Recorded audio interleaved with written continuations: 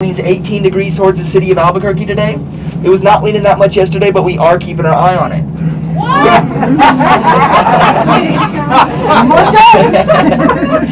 No, I'm kidding, guys. We're not keeping our eye on it. But it is leaning? It is leaning, yes, that is correct. The reason it leans is so it presses up equally on both sides of the cable. Okay. Now, as we go over, we are going to have a little bit of swing and sway. Go ahead and wave at those maintenance guys. Where? Right there on the tower. They're up on the top. Oh, yeah. My goodness. Here's that swing, folks. See that Kyle on our side, Ben's over on the south I side. have nothing on this.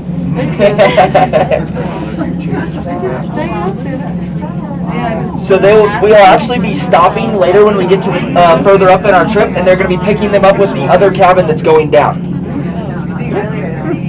Now, really quick, folks, if I could bring your attention to the south side of the car, that's the side that I'm sitting on. I want to point out that pyramid-shaped hill with the round rock on top of it. We do not call that round rock. We are far more creative than that. We call it golf ball rock. Now, that one, the reason I pointed out is it's actually twice the size of our cabins. Now, over here to the north, up at the first peak that we just passed by, you're going to notice the rock on top of it looks like a cannon ready to fire off at the Sandias. Yes. Now, I did mention how creative we are, so we call that Cannon Rock. Oh, wow. Cannon Rock is actually the same size as the cable cars that you're riding in today. Oh, and really? Tomorrow they'll be smaller due to erosion.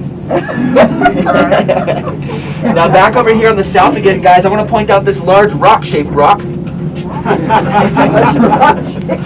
For the more creative minds, you might have thought it looked like a potato, maybe a guinea pig, or even a fish. We chose the latter. We think it looks like the fish from Finding Nemo, so we call that three-story Dory.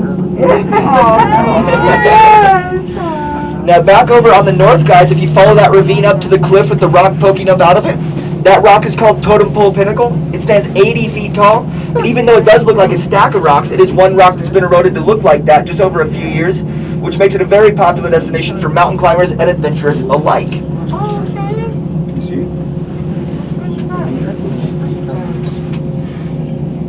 Alrighty, folks, we are entering one of my favorite spots to be looking for wildlife, primarily because I've seen a red-tailed hawk catch a snake here. I was really glad to see that because so hopefully he's out searching for little critters to eat today. Oh, okay. Yeah. What's that? Little critters. Yeah, not human-sized. Now, to stick with the theme of rocks, do you guys see this large flat rock over here on the south side of the car? You guys see that large flat rock by the tree by itself? Yeah, yep. Yeah, that's just another rock. If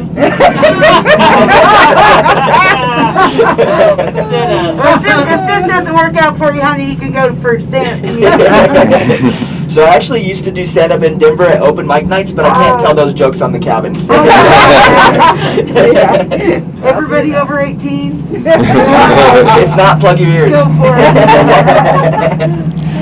So actually, I do have something pretty important to point out over here in the back of the cabin. If you guys all look this direction, it's me.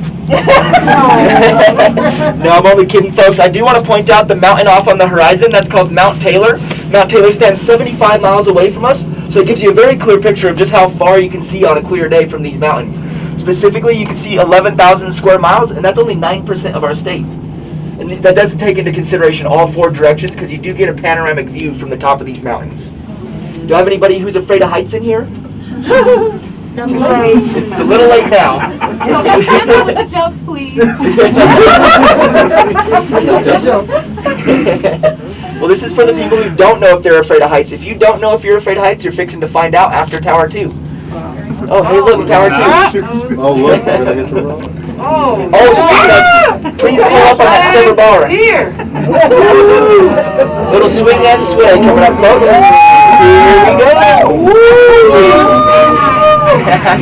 Now, just in case you guys forgot, if you look out the front window right now, there's the ground.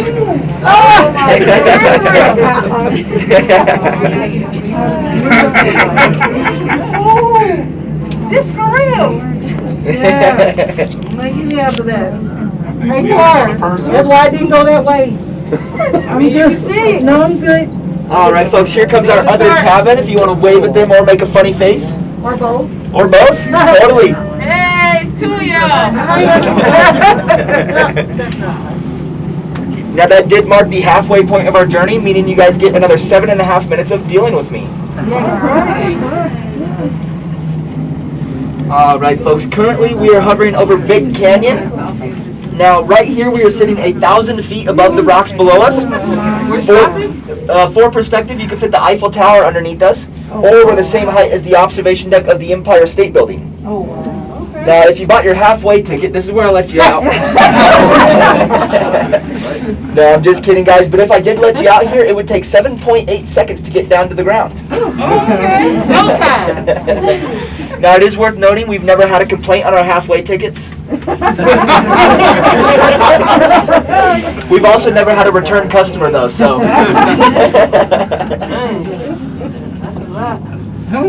Ooh, they picking up. Alright folks, so another thing I'd like to point out behind us is actually the ridge that... The who? I thought we were going to stop there for a second. So the ridge that Tower 2 sits on is actually called Whiskey Ridge. The reason I like to point that out for you guys is so that if anybody brought their flask today, they could have whiskey on the rocks on the rocks. How strong do the winds have to be before you no longer? So our insurance says we can fly with 35-mile-an-hour crosswind and 50-mile-an-hour head-on wind. However, we were designed to withstand 90-mile-an-hour winds from any direction. So our cutoff is at 35 and 50. Now, I do have water underneath us right now. We've got an 800-gallon tank, and I can add more water to that to act as a ballast. And then if we do put ballast in, we can fly with about 50 to 60-mile-an-hour crosswind. Wow. Yeah. Now, I have had my swing meter there. I've had it out past the 11 above the window. Mm-hmm. And so that was an estimated probably 15 feet of swing on each side. How long did it take to clean up all the barf afterwards? I've got bags underneath me for that. I try to pass out bags before it becomes a problem.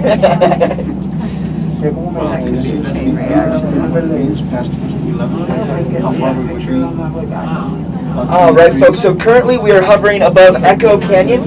I like to point out Echo Canyon because it is home to the only year-round water source that we have on this side of the mountain.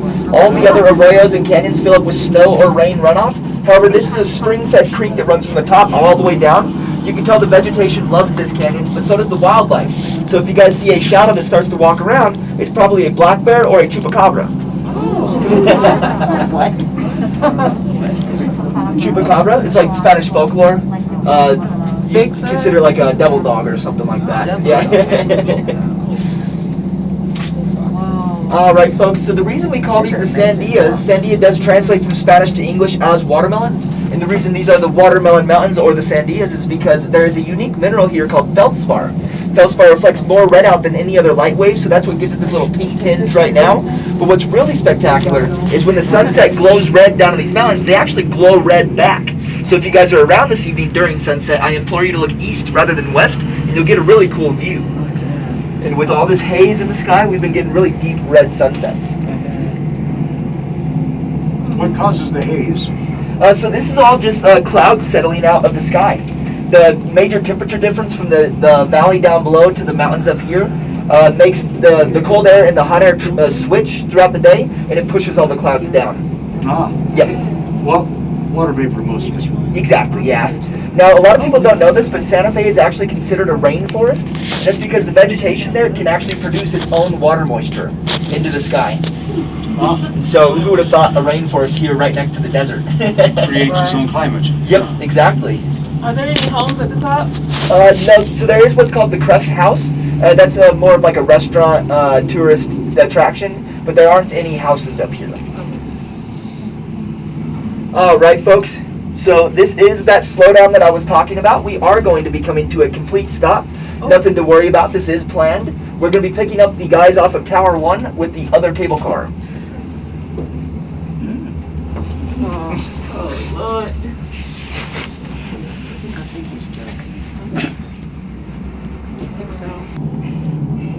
Alrighty folks, and we are off again.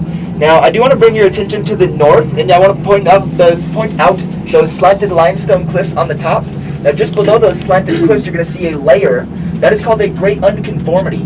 What that is a 100-million-year-old or older layer of sediment that scientists, for one, don't know how old it is exactly, and they also don't really know how it got there. And that's pretty cool in itself, but there are only 5 of those in the entire world. 2 of them are here in North America. One is here at the Sandia Peak. The other one is in the Grand Canyon. Now, while I have your attention to the north, I do want to point out what is on top of those cliffs. You're going to notice that structure at the very point of them. This is called Kiwana's Cabin. It was built in the 1930s by the Civilian Conservation Corps. The first time they built it was in 1936, and they built it out of wood that time. That did get struck by lightning and burned. Well, and then that time it got blown off the hill by the severe winds that we get up here. Third time being the charm, they actually read some architecture books. I think some of you guys will know this one. It's called The Three Little Piggies.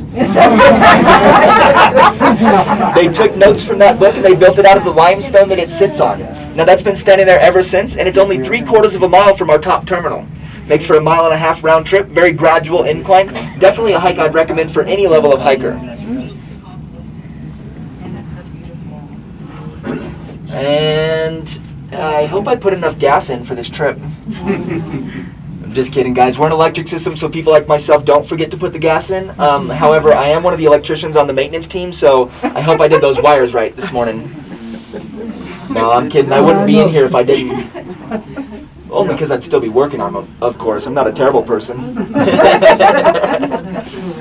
We're sharing our karma. Yeah. As we come into dock, guys, we are going to have a series of slight little bumps, so just be ready for that. I do want to point out a few